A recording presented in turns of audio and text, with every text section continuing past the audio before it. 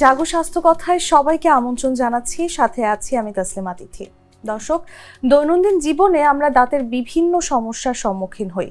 বিশেষ করে দাঁতের মাড়ি ফুলে যাওয়া, দাঁতের মাড়ি থেকে রক্ত বের হওয়া অথবা মুখে দুর্গন্ধজনিত বিভিন্ন রকমের সমস্যায় ভুগে থাকি। আমাদের আজকের আলোচনার বিষয় দাঁত এবং মুখের সমস্যা, এবং এই বিষয়ে আলোচনার জন্য আমাদের সাথে আজকে স্টুডিওতে উপস্থিত আছেন dental surgeon doctor Nusrat Naim. তিনি আছেন বিভাগীয় পুলিশ হাসপাতাল বরিশাল। চলে যাচ্ছি তার কাছে। আপনাকে আমন্ত্রণ, কেমন আছেন? আমি ভালো আছি। অসংখ্য ধন্যবাদ শুরুতেই জানাতে চাই, কারণ আজকে যে বিষয়টা নিয়ে আমরা কথা বলবো দাঁতের বিষয়। দাঁত কিন্তু সুন্দর হাসির প্রতীক। সুন্দর দাঁত থাকলে হাসিও সুন্দর হয়। যেমনটি আমি বলছিলাম, বর্তমান সময়ে আমরা দেখি দাঁতের মাড়ি ফুলে যাওয়া বা দাঁত থেকে রক্ত বের হওয়া। এর কারণগুলো আসলে আপু কি হতে পারে? দাঁতের মাড়ি ফুলে যাওয়ার প্রধান কারণ আমাদের মুখের মধ্যে যে ব্যাকটেরিয়াগুলো রয়েছে, তো ব্যাকটেরিয়া একটা কারণ। 2 নম্বর কারণ হতে পারে কারো পার্সোনাল হাইজিন বা তার পরিচ্ছন্নতার যে অভ্যাস সেটা যদি প্রপার না হয়, বা সেখানে যদি কোনো কমতি থেকে থাকে যে আমি আমার মুখ গহ্বরের কতটুকু যত্ন করছি, ওখানে যদি ঘাটতি থেকে থাকে, ব্রাশের অভাব থেকে থাকে, তাহলে সেখান থেকেও মাড়ির প্রদাহ হতে পারে। এরপরে হচ্ছে ডায়াবেটিসের কারণেও মাড়ির প্রদাহ ডায়াবেটিসের কারণে হতে পারে, কিছু ড্রাগের কারণে হতে পারে, আমার অভ্যাসের কারণে হতে পারে, হরমোনাল ইমব্যালেন্সের কারণেও আমাদের মুখের মাড়ি ফুলে যেতে পারে। বিভিন্ন রকম কারণ হতে পারে। অনেক সময় আমরা দেখতে পাই যে ব্রাশ করার সময় দাঁতের মাড়ি থেকে রক্ত আসছে। এটির কারণ কি আপনি যেগুলো বলছিলেন সেম?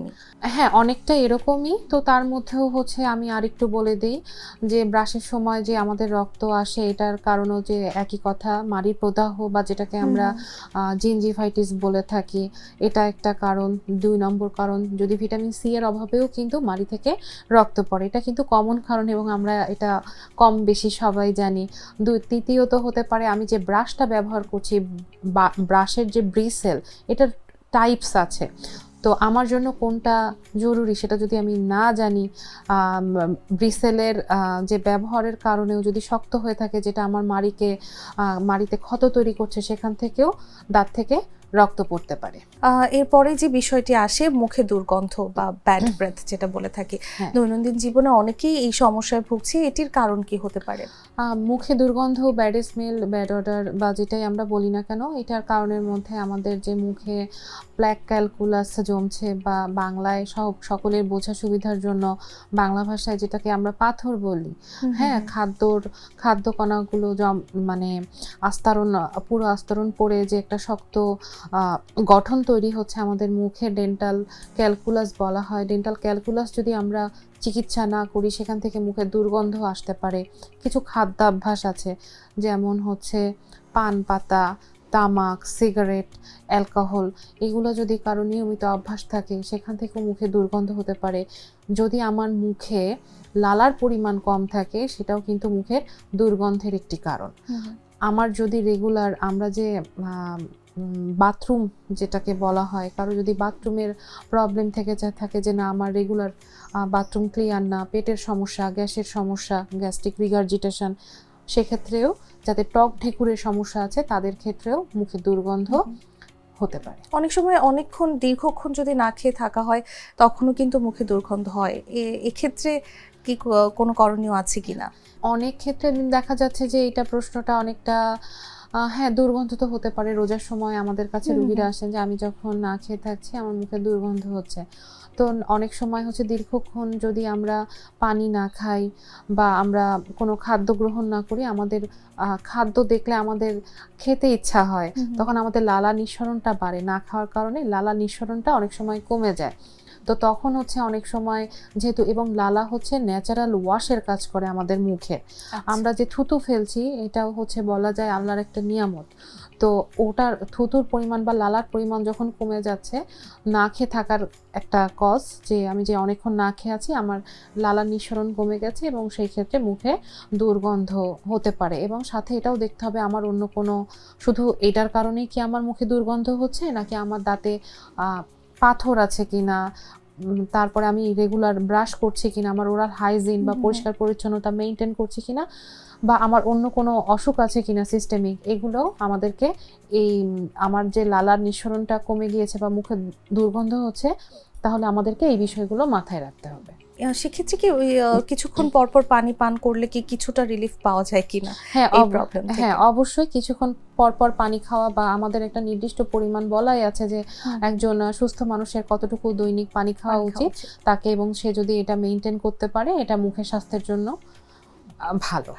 এবার যদি একটু জিজ্ঞেস করি যে অনেকের দাঁত হলদে হয়ে যায়, এর কারণগুলো কি হতে পারে? কারো জেনেটিক্যালি হয় বা এর কারণগুলো আসলে কি কি আপনার কাছে জানতে চাই? দাঁতের যে স্টেইনিং বা হলদেটে ভাব, সাদা ভাব আমরা দেখে থাকি যে আমরা বাঙালি জাতি, আমাদের নিজেদের মধ্যে অনেক ভ্যারিয়েশন আছে, যে কারো দাঁত বেশ হলুদ, কারো দাঁত দেখে আমরা বলছি বাহ ওর দাঁত তো আমার থেকে সাদা, বা আমরা অনেক সময় অ্যাস্থেটিক্যালি, বিশেষ করে আপনাদের মতন যারা প্রেজেন্টার, নিউজ প্রেজেন্টার আছেন, হোস্ট হিসাবে যারা কাজ করছেন, যাদেরকে পাবলিকালি কথা বলতে হয়, তারা আমাদের কাছে আসেন যে আমার দাঁতকে আরো সাদা করে দিন। তো আপনি প্রথমে একদম ঠিক কথা বলেছেন, যদি জেনেটিক্যাল কজ থাকে, যেমন আমাদের স্কিন প্যাটার্নের সাথেও কিন্তু দাঁতের কালার একটা ন্যাচারালি বা গড গিফটেড একটা কালার থাকে। যদি ওটা হলদেটে থাকেও আমি বলবো গায়ের জোরে সেটা হলুদ না চেষ্টা করাই ভালো। আর যদি আর কিছু কারণ আছে যে মায়ের মাতৃগর্ভে থাকাকালীন সময়েই গঠনগত কিছু ত্রুটি থাকে, সেটা ওষুধের কারণে হতে পারে, যেটা পরবর্তীতে বেবি হওয়ার পরে বা তার পার্মানেন্ট টুথ ইরাপশনের পরে দেখা যায় পিগমেন্টেশন আসছে, হ্যাঁ, হাইপার পিগমেন্টেশন হতে পারে। তো এটাও একটা ন্যাচারাল কজ যে আমার দাঁতে হলদেটে ভাব অথবা দাঁতে আমার দাগ রয়েছে। এর বাইরে হচ্ছে আমাদের খাদ্যাভ্যাস, আমরা বাঙালি, আমাদের রেগুলার রান্না বান্নাতে হলুদ খাওয়া হচ্ছে, এটাও টুথ স্টেনিং এর একটা ভালো কারণ। দ্বিতীয়ত কারণ আছে আমরা চা কফি খাচ্ছি, কেউ সিগারেট খাচ্ছে, তামাক খাচ্ছে, অ্যালকোহল পরিমাণ কম যতটুকু আমরা দেখি। তো মোটামুটি এগুলোই টুথ স্টেনিং এর মেইন কজ। এছাড়াও আর যদি বলা যায় যাদের গ্যাসের সমস্যা বেশি থাকে, যে টক ঢেকুর উঠছে, তো ওইটার যে অ্যাসিডিক একটা রিয়াকশন অনেক সময় টুথ স্টেনিং করলেও করতে পারে। আপনি কারণগুলো বলছিলেন দাঁত হলদে হয়ে যাওয়ার, এটি থেকে বাঁচতে আসলে করণীয় কি কি কি কি করা উচিত? টুথ স্টেইনিং বা দাঁতের যে দাগ, এটা থেকে এটার তো চিকিৎসা আছেই, বা এটা থেকেও আরেকটা জরুরি হলো দাঁতের আমরা দেখে থাকি যে তার দাগটা এটা হচ্ছে প্যাথোলজিক্যাল কিনা, এবং সাথে এক্সক্লুড করি যে তার মাড়ি ফোলা আছে কিনা। সেক্ষেত্রে স্কেলিং, পলিশিং খুব ভালো একটি চিকিৎসা পদ্ধতি, বা এটা একদম রেগুলার ডেন্টাল প্র্যাকটিসে আমরা সবাই করে থাকি, যে স্কেলিং এবং পলিশিং। কিন্তু স্টেনিং যদি বেশি থাকে এবং হচ্ছে রোগী যদি পাবলিক ফিগার হয়ে থাকেন, সেক্ষেত্রে টুথ হোয়াইটেনিং, তারপরে হচ্ছে লেজার, এরকম বিভিন্ন অপশন আছে। এটা হচ্ছে আমরা রোগীদের ডিমান্ড অনুযায়ী, তার ক্লিনিক্যাল কন্ডিশন অনুযায়ী, তার চাওয়া পাওয়া অনুযায়ী, এবং হচ্ছে শুধু রোগী চাইলেই হবে না, আমাদেরকেও এটার সাথে এটা তার জন্য পরবর্তীতে এটার কোনো কমপ্লিকেশন আছে কিনা সেটা জেনে বুঝে আমরা একজন রোগীকে উপদেশ দিয়ে থাকি। আচ্ছা, তার মানে চাইলেই যে আমি টিথ হোয়াইটেনিং করতে পারবো এমন কিছু না? একদমই, হ্যাঁ, এটা হচ্ছে আপনার যিনি ডাক্তার, এই ডিসিশনটা ওনার হাতেই ছাড়তে হবে। একদমই। আপু, অনেক সময় দেখা যায় যে অনেকের মুখ শুকিয়ে যায়, তো এই মুখ শুকিয়ে যাওয়াটা কি মুখের রোগের কোনো লক্ষণ কিনা? মুখ শুকিয়ে যাওয়া মুখের রোগের লক্ষণ হতে পারে, আবার কিছু সিস্টেমিক কারণেও আমাদের মুখ শুকিয়ে যেতে পারে। তো আমি যদি বলি যে সিস্টেমিক কি কজ হতে পারে বা জেনারেলাইজড আমরা কি ধরনের রোগী এ ধরনের দেখে থাকি, কোন রোগীরা বেশি আসে যে আমার মুখ শুকিয়ে যাচ্ছে কথা বলার সময়, খাওয়ার সময়, তো সেক্ষেত্রে দেখা যায় যে ডায়াবেটিক পেশেন্টদের ক্ষেত্রে এই প্রবণতাটা বেশি, তার মুখে লালার পরিমাণটা কমে যায়। আর ডিহাইড্রেশন, যিনি কর্মক্ষম ব্যক্তি এবং দিনের বেশ লম্বা একটি সময় উনি কাজের সাথে ইনভলভ, যদি তার পানি খাওয়া কম হয়ে থাকে, সে যদি ডিহাইড্রেশনে ভোগে, সেক্ষেত্রেও মুখ শুকিয়ে যেতে পারে। এছাড়া আরেকটি রোগ আমাদের ডেন্টালে রয়েছে, সেটা হলো জগরিং সিনড্রোম। এটা একটা অটো ইমিউন ডিজিজ, এবং এটিও রোগী নিজের পক্ষে ডায়াগনোসিস বা রোগ নির্ণয় করা সম্ভব নয়। সে যদি মনে করে যে তার মুখ শুকিয়ে যাচ্ছে, সে অতি সত্বর একজন ডেন্টাল সার্জনের কাছে চলে যাবেন। এরপরে আমাদের মধ্যে অনেকে আছে নাক ডাকেন, নাক ডাকলেও রাতের মধ্যে এই মানুষগুলোরও মুখ শুকিয়ে যাওয়ার একটা প্রবণতা লক্ষ্য করা যায়। অনেক সময় দেখা যায় চা কফির কথা আপনি বলছিলেন, অনেকেই ধূমপান করে, চা কফি খায় বা তামাকজাত দ্রব্য সেবন করেন, তো এক্ষেত্রে এইগুলো দাঁত এবং মুখের ক্ষেত্রে কি প্রভাব ফেলতে পারে?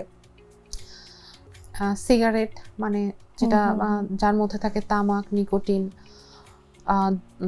তারপরে হচ্ছে তামাক পাতা, পান সুপারি, এগুলো মুখের স্বাস্থ্যের জন্য ওয়ার্নিং একটা খাদ্যদ্রব্য। চা কফিও কি তার মধ্যে পড়ে?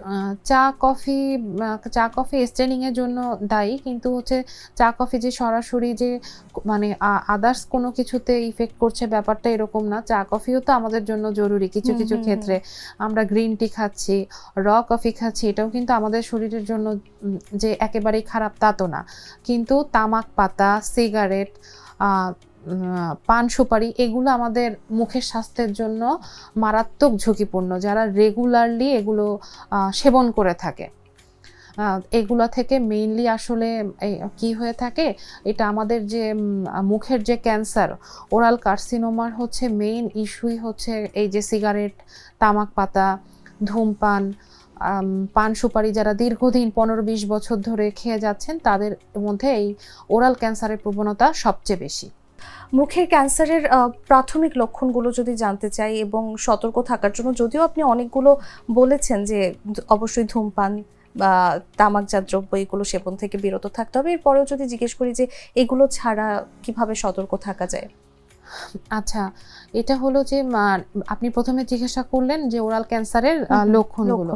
তো ওই লক্ষণগুলো আসলে আমি সংক্ষেপেই বলি, যদি আমার মুখে এমন কোনো আলসার থাকে যেটা 2 সপ্তাহ বেশি হয়ে গেছে, সারছে না, আমার দাঁত হঠাৎ করেই নড়া শুরু করছে, দাঁতের গোড়া থেকে অনিয়ন্ত্রিত রক্তপাত হচ্ছে, এরপরে হতে পারে আমার অতিরিক্ত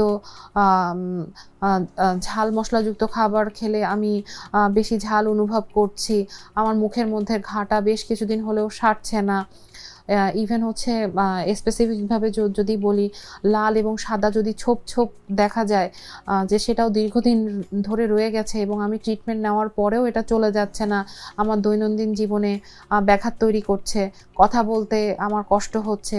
এরপরে হচ্ছে যে আমরা লেশানের কথা বললাম যে হোয়াইট আর হচ্ছে রেড লেশান, এটা যদি ফুলকপির মতন আকার ধারণ করে, মুখের মধ্যে যদি কোনো শক্তপিণ্ড অনুভব হয়, যেটা অ্যাজ ইউজুয়াল ট্রিটমেন্টে আমি কোনো সমাধান পাচ্ছি না, তাহলে এই কারণগুলো যদি বা এই লক্ষণগুলো যদি আমি দেখি, আমাকে সতর্ক হতে হবে এবং হচ্ছে একজন ডেন্টাল সার্জনের পরামর্শ নিলে ভালো হয়। তো এক্ষেত্রেও একটা বিষয় আছে, একজন ডেন্টাল সার্জনও কিন্তু ওরাল ক্যান্সারের জন্য এই বিভাগটাও আলাদা। এই বিভাগটা হচ্ছে ওরাল এবং ম্যাক্সিলোফেসিয়াল সার্জনদের কাজ। তখন আমরা জেনারেল সার্জনরা তাদের কাছে এই ধরনের রোগীগুলোর লক্ষণ দেখে আমরা তাদেরকে রেফার করে দিই। এবং সতর্ক থাকার জন্য আপু কি করতে হবে? সতর্ক থাকার ক্ষেত্রে এক হচ্ছে ইভেন ওরাল ক্যান্সারও একটা জেনেটিক্যাল একটা কজ। আমার যদি বংশগতিতে এরকম হিস্ট্রি থাকে যে আমার ফ্যামিলিতে কারো পূর্বে হচ্ছে ওরাল ক্যান্সার হয়েছে, আমি তো প্রথম থেকে সতর্ক থাকবো। ধূমপান, তামাক পাতা, তারপরে হচ্ছে পান সুপারি, এগুলো আমি অ্যাভয়েড করব, অ্যালকোহল অ্যাভয়েড করব, আমার লাইফ মডিফিকেশন ঠিক থাকতে হবে, খাদ্যাভ্যাস ঠিক থাকতে হবে। এরপরে হচ্ছে রেগুলার নিজের মুখের স্বাস্থ্য, আমি 6 মাস অন্তর অন্তর একজন ডেন্টাল সার্জন ভিজিট করব, কোনো লক্ষণ দেখা দিলে আমি দেরি করব না। এছাড়াও বর্তমানে হচ্ছে আরেকটা করা হয়, আমাদের দেশে বিশেষ করে ঢাকাতে অনেক ভালো ভালো কিছু কেন্দ্র রয়েছে যেখানে ওরালি স্ক্রিনিং করা হয়, যেখানে আর্লি ডায়াগনোসিস সম্ভব এবং হচ্ছে যেখানে ওরাল স্ক্রিনিং করা হয় তারা সারা বাংলাদেশে ক্যাম্পিং করেন। তো যারা মনে করেন যে আমার কোনো সমস্যা হচ্ছে, তারা এগুলোর মাধ্যমে উপকৃত হবে। স্কেলিং এর কথা বলছিলেন, আপনারা অনেক সময় রোগীদের বলেন যে দাঁত স্কেলিং করাতে, কিন্তু রোগীরা আবার বলে যে স্কেলিং করালে দাঁত পাতলা হয়ে যায় বা দাঁত ফাঁকা হয়ে যায়। এই বিষয়টি নিয়ে কি বলবেন? এটাও একেবারেই প্রচলিত ধারণা যে স্কেলিং করলে দাঁত নড়ে যায়। হ্যাঁ, এই স্কেলিংটা একটা হচ্ছে প্রিভেন্টিভ টাইপ ট্রিটমেন্ট, যে আমরা 6 মাস অন্তর অন্তর বছরে 2 বার একজন মানুষের 2 বার স্কেলিং উইথ পলিশিং করা উচিত। এতে আমাদের দাঁত এবং মাড়ির স্বাস্থ্য ভালো থাকে। স্কেলিং করলে ব্লাড সার্কুলেশন বা রক্ত সঞ্চালন বৃদ্ধি পায়, তো সেক্ষেত্রে আমার মাড়ি আরও মজবুত হচ্ছে। কিন্তু দাঁত নড়ে যায় এই কথাটা অ্যাকচুয়ালি ভুল কথা। তো কাদের নড়ে যায়? যে যাদের প্লাক ক্যালকুলাস অনেক বেশি, তো প্লাক ক্যালকুলাস তো মাড়ির থেকে, দাঁতের থেকে মাড়িটাকে নিচে নামিয়ে দিচ্ছে। তো যখন ওই প্লাক ক্যালকুলাসটা সরে যাচ্ছে, তখন রোগী মনে করছে যে আমার দাঁত বোধহয় নড়ে গেল, ডাক্তার বোধহয় ভুল করলেন। ব্যাপারটা এরকম নয়।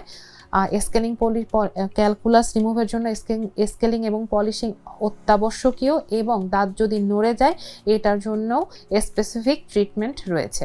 এবং আমাদের বাংলাদেশেও এই বিষয়ের অনেক ভালো ভালো আমাদের বিশেষজ্ঞ স্যার এবং ম্যাডাম রয়েছে। আপু, আমরা অনুষ্ঠানের একেবারে শেষ পর্যায়ে চলে এসেছি। শেষটি প্রশ্নটি করতে চাই, একজন মানুষের মুখ পরিষ্কার রাখতে কি কি করণীয় রয়েছে? মুখ পরিষ্কার করতে প্রথমেই করণীয় রাত্রে ঘুমানোর আগে ব্রাশ এবং সকালে নাস্তার পরে ব্রাশ। এর পরেও মাউথওয়াশ ইউজ করা যেতে পারে। আমার যদি দাঁতের মধ্যে খাদ্যকণা জমে থাকে যেটা আমি নর্মাল ব্রাশিংয়ের মাধ্যমে বের করতে পারছি না, সেক্ষেত্রে আমরা ফ্লসিং করতে পারি। ইন্টারডেন্টাল ব্রাশ রয়েছে, সেগুলো ইউজ করতে পারি। এবং কোনটা কিভাবে ইউজ করতে হয় সেটা যদি আমি নিজে বুঝতে না পারি, তাহলে সেক্ষেত্রে আমরা একজন ডেন্টাল সার্জনের পরামর্শ নিব। অসংখ্য ধন্যবাদ আপনাকে, অনেক গুরুত্বপূর্ণ তথ্য দিয়েছেন, দর্শকরা অনেক বেশি উপকৃত হবে। আমরাও তাই আশা করছি যে আমরা প্রত্যেক ডেন্টাল সার্জন নিজ জায়গা থেকে আমাদের রোগীদের জন্য যতটুকু তথ্য দিলে তাদের নিজেদের সেলফ এডুকেশন সম্ভব, আমরা সবসময় এই চেষ্টা করে যাই। ধন্যবাদ। দর্শক, জাগো স্বাস্থ্য কথার আলোচনার একেবারে শেষ পর্যায়ে চলে এসেছি। আমাদের আজকের আলোচনার বিষয় ছিল দাঁত এবং মুখের সমস্যা। পরবর্তী পর্বে আবারও নতুন কোনো বিষয় এবং নতুন একজন চিকিৎসককে নিয়ে আবারও হাজির হব। ততদিন সবাই ভালো থাকবেন, সুস্থ থাকবেন এবং জাগো নিউজের সঙ্গেই থাকবেন। ধন্যবাদ।